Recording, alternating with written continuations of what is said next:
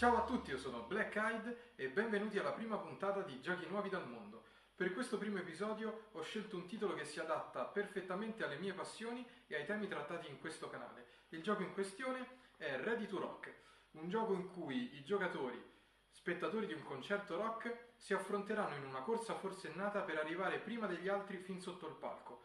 È un gioco competitivo da 3 a 9 giocatori con partite tra i 20 e i 40 minuti.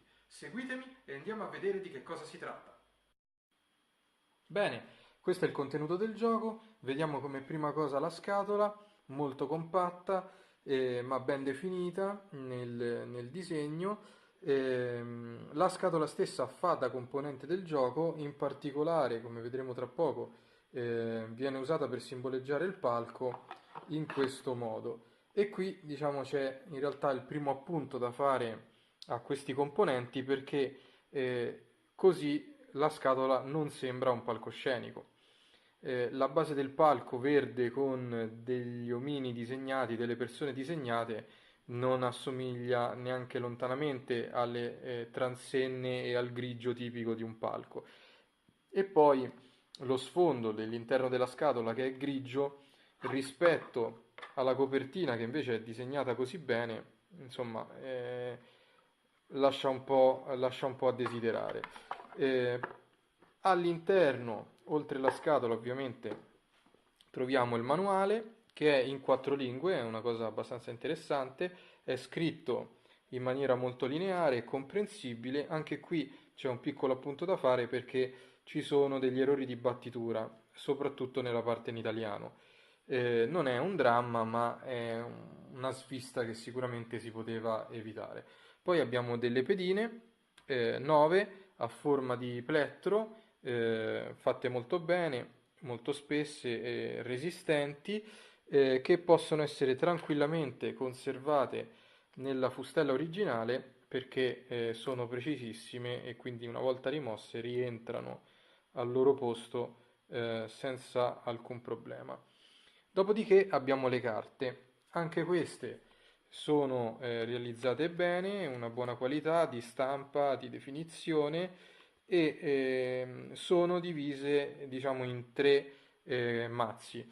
C'è un mazzo vero e proprio che è quello da cui i giocatori pescheranno e quindi che compone le carte che avranno in mano, che ha delle carte percorso e delle carte effetto, quindi ci sono delle carte che aprono dei corridoi tra la folla e invece delle carte che possono essere usate per compiere varie azioni.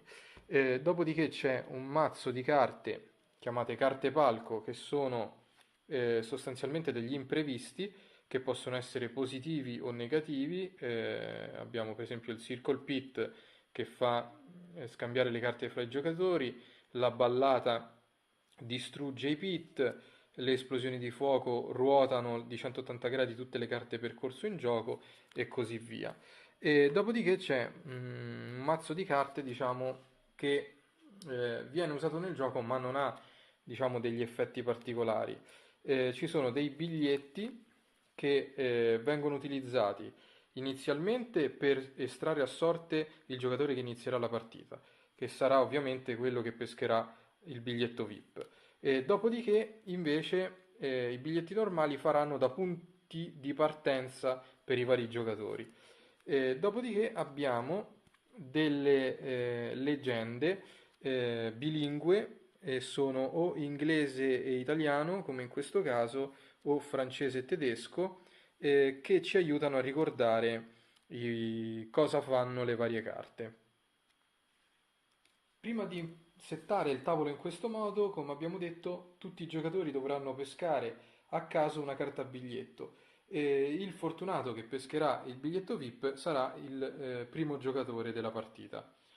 A questo punto i biglietti normali verranno disposti in forma triangolare come vedete sul tavolo e a 8 carte di distanza dal biglietto centrale verrà disposto il palco con sopra il mazzo delle carte palco mischiate. A questo punto le carte usate come distanziatore verranno rimosse e verranno mescolate con il resto del mazzo. Dopodiché a partire dal primo giocatore di turno, ogni giocatore pescherà 4 carte e in funzione delle carte che ha pescato deciderà da quale biglietto vorrà partire, quindi deciderà il suo punto di partenza.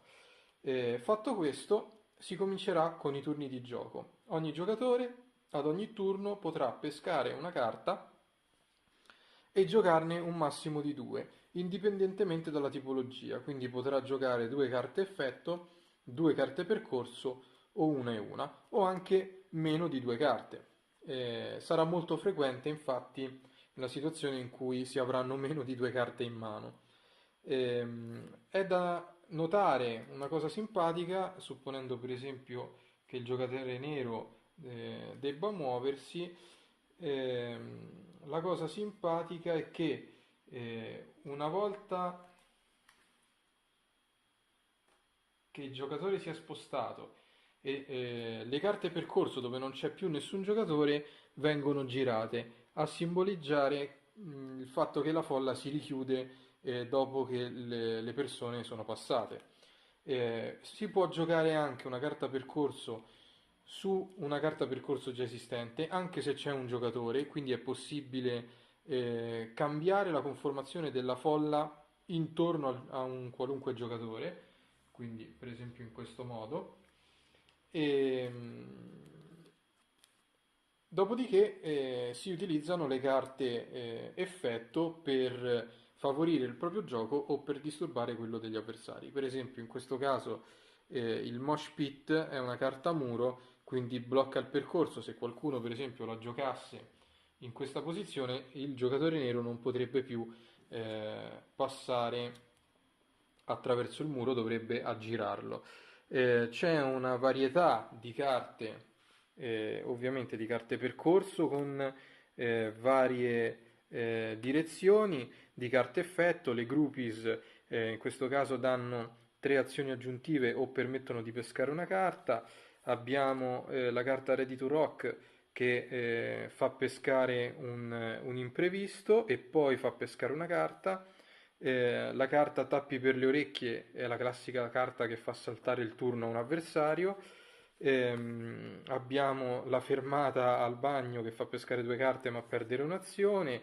Abbiamo gli Hells Angels, un'altra carta muro. Ci sono le carte sciottini che fanno pescare carte, birra, gli headbangers, la fila al bagno chimico e quindi tutta una serie di carte che permettono di ampliare le possibilità di gioco. I turni si susseguiranno uno dopo l'altro, le carte possono essere giocate solo nel proprio turno e non c'è modo di annullare una carta giocata da un avversario. Quindi sostanzialmente il proprio turno procede sempre tranquillamente perché un giocatore porta avanti le sue azioni senza poter essere disturbato, ma gli altri giocatori invece durante il loro turno possono disturbare qualunque altro giocatore. Il primo giocatore che arriva sotto il palco con una carta percorso diretta verso il palco vince la partita. Ok, ora che abbiamo visto di cosa si tratta, rispondiamo alle 2 domande più importanti. Primo, è divertente? Secondo, vale la pena prenderlo? Il gioco è divertentissimo e il tema è trattato benissimo. Gli eventi che possono realmente capitare nei concerti sono descritti perfettamente dalla grafica e dal testo delle carte e legano benissimo con le azioni che grazie alle carte stesse i giocatori potranno compiere durante la partita. Probabilmente più giocatori si è e meglio è perché in questo modo verranno giocate più carte effetto in favore della varietà di gioco. Tuttavia in tanti giocatori probabilmente il tempo medio della partita sforerà i 40 minuti riportati nel manuale e sulla confezione e si avvicinerà di più all'ora di gioco. Detto questo, il titolo è molto buono ma non è eccellente, come abbiamo visto ci sono un po' di difetti, primo fra tutti la scatola che non rappresenta benissimo un palcoscenico, gli errori di battitura sul manuale che sicuramente andavano evitati prima di andare in produzione, ma quello che colpisce di più è la meccanica di gioco, che favorisce palesemente chi ha più fortuna nel pescare carte, rendendo nulle esperienza o bravura. Questo potrebbe influenzare negativamente il giudizio di quegli amanti dei giochi da tavolo che anche in titoli piuttosto economici e semplici come questo qui cercano una profondità, una necessità di creare strategie un po' più avanzate. Nonostante questo il gioco rimane divertentissimo, estremamente valido per chi come me ama i giochi da tavolo e adora andare ai concerti e la musica. È un titolo fantastico che non può mancare nella propria collezione. Eh, Anche per chi gioca saltuariamente a giochi da tavolo, diciamo quelle persone che giocano 4-5 volte l'anno a giochi da tavolo con gli amici per passare una bella serata, ma sono anche amanti della musica, anche per loro questo gioco rappresenta una grandissima alternativa ai titoli estremamente blasonati che di solito si usano in questi casi. L'acquisto può essere fatto dal sito ufficiale che è readytorock.it, di cui trovate il link qui sotto nella descrizione del video. Costa 19,90 €, compresa la spedizione in Italia, quindi come dicevo abbastanza economico. Per questa puntata direi che è tutto, io vi ringrazio per avermi seguito, spero di rivedervi presto. Se volete seguirmi sui social o qui su YouTube potete iscrivervi al canale o cliccare sui link Twitter, Facebook o Google Plus che trovate nella descrizione del video. E come ho detto spero di rivedervi presto e vi saluto. Ciao!